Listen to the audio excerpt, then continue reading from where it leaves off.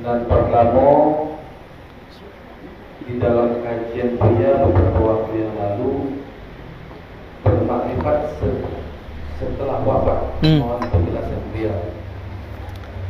Bermakrifat, mencari makrifat setelah wafat.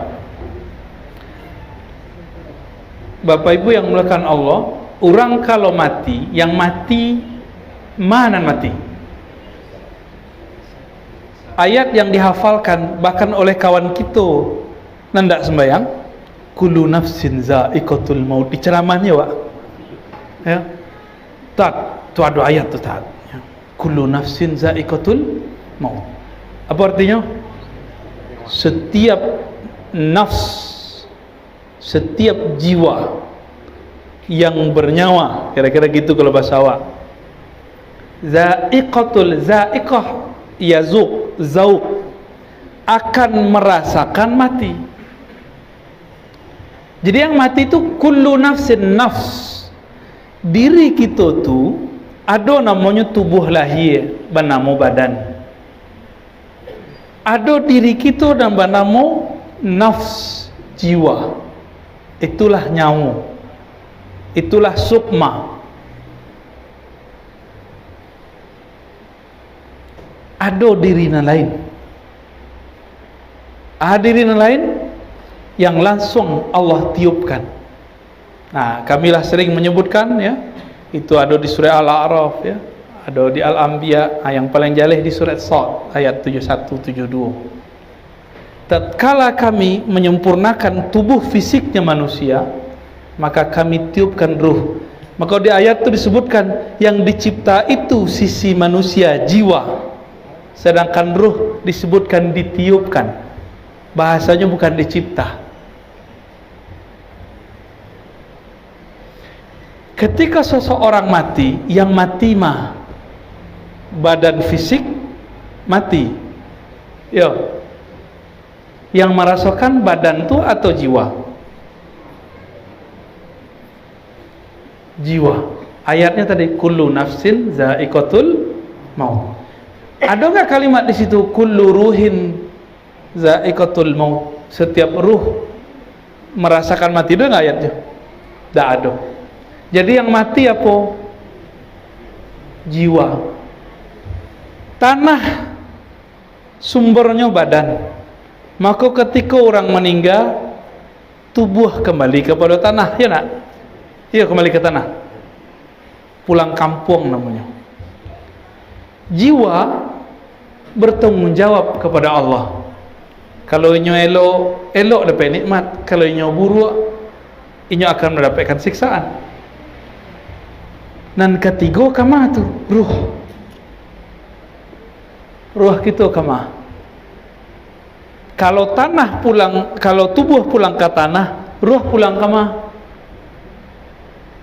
Harusnya pulang kepada yang meniupkan ruh. Siapa yang meniupkan ruh? Ama awak, apa awak, dokter atau pompa? Siapa yang meniupkan ruh? Nafakhtu, Allah terus terang mengatakan tu, aku. Tidak ada ayat di nafakhna, kami, tidak. Ayatnya nafakhtu, aku langsung.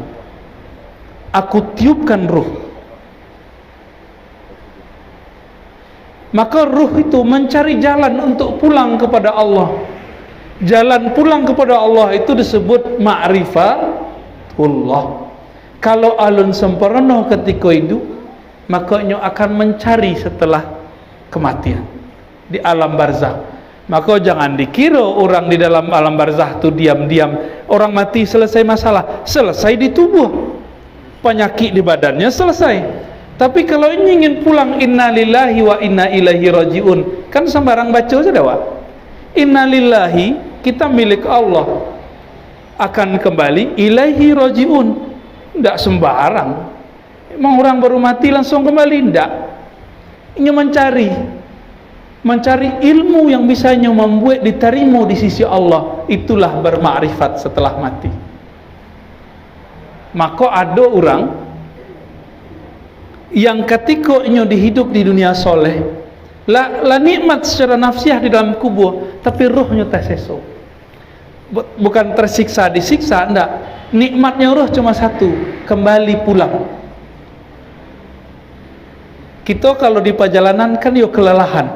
Maka Nabi mengatakan, hadis sahih ya, hadis Muslim, as-safaru qit'atun minal adab. Bersafar itu, berjalan jauh itu adalah sepotong dari siksa. Ruh awak sedang berjalan kini bersafar, kini namo safarnya, namo stasiunnya, namo kampungnya, kampung dunia. Di situ kita sedang berproses. Akan ditinggalkan masuk ke kampung kedua, namanya kampung barzakh. Setelah itu balik terus ya, sampai ke alam mahsyar. Jadi di dalam barzakh itu jangan dikira kita diam-diam saja. Ruh-ruh itu mencari di mana akan sempurna. Seperti para nabi dulu meminta, ya Allah, kalau tidak dijadikan umat sebagai nabi akhir zaman, tolong jadikan sebagai umat akhir zaman. Langsung bermakmum kepada Rasulullah sallallahu alaihi wasallam. Bah kira-kira ialah kenal Allah di bumi nak. Ketika badan wa ledoga nyawa oleh di badan, ialah tahu je Allah. Pertanyaan pertama di dalam kubur itu pertanyaan makrifat, itu dalil paling kuat.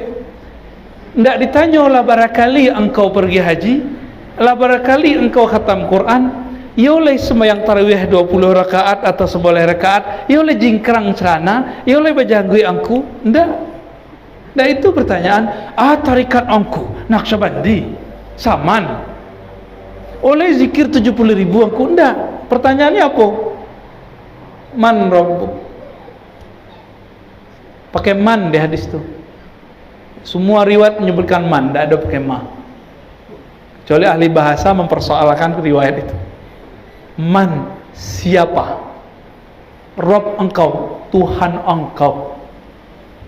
Siapa yang engkau sembah sebelum itu? Apa pengetahuan engkau terhadap Tuhan itu? Kira-kira gitu. Itu pertanyaannya. Maka awal masuk ke dalam kubur, itulah awal memakrifat. Baru sadar, annasu niyamun idza matu intabahu. Iya wak kironyo lalai. Kalaulah mati baru sadar, idza matu intabahu. Kalaulah mati baru sadar. Ya enggak? Sibuk menyenangkan badan, kira badan tidaklah senang, sakit gulu. Sibuk menyenangkan selera, kiranya kolesterol. Ya. Kini setiap kita pasti pakai lubek tak? Kecuali anak-anak muda kan. Kulit bau bek tekahnya. Jadi apa kebahagiaan ruh? Kalau kami kini walaupun lelah tapi kami bahagia. Sebab tubuh fisik iko lahir di kampung niko, kotonan ompe. Kini tiba di siku. Bahagianya luar biasa walaupun badan terasa letih. Kalau kami di Jakarta mungkin tak kami jawe sapaan Pak Letkol kan, nyong ngecek dia hasil kan, wah letih, pura-pura lelok.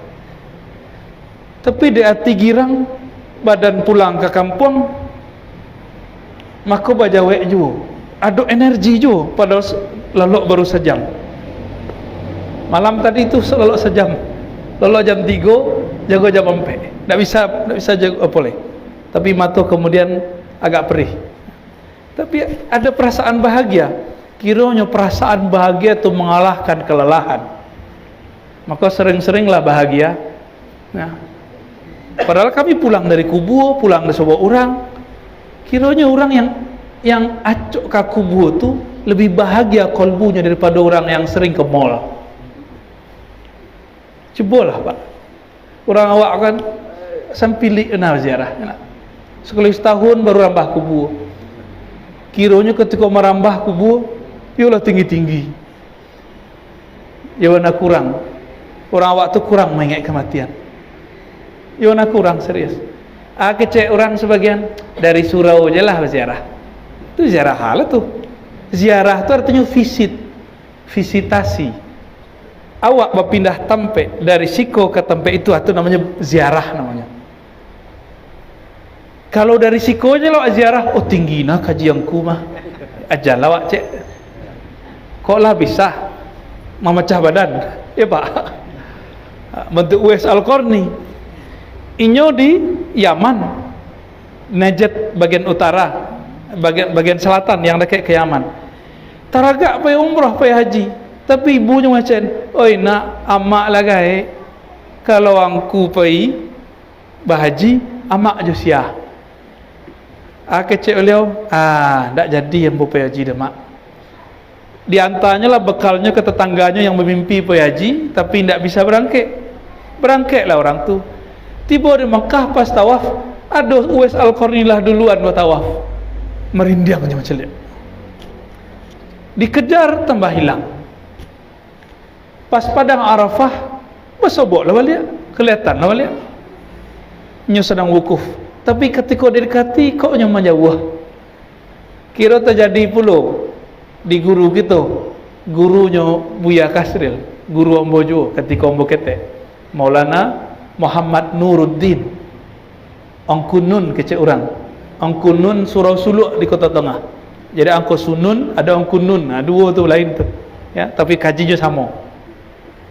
Buya Noman Bashir guru hikam Ambo, kan guru hikam beliau. Majad di Surau Tanjung Godang.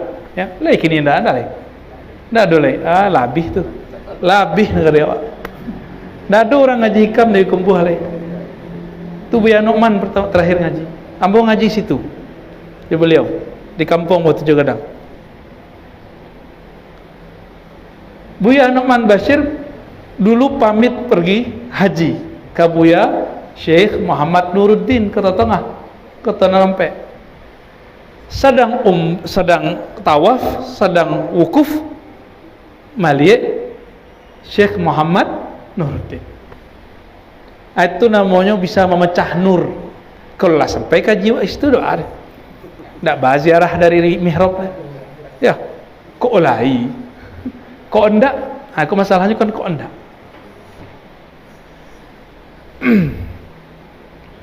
Lah itu dah.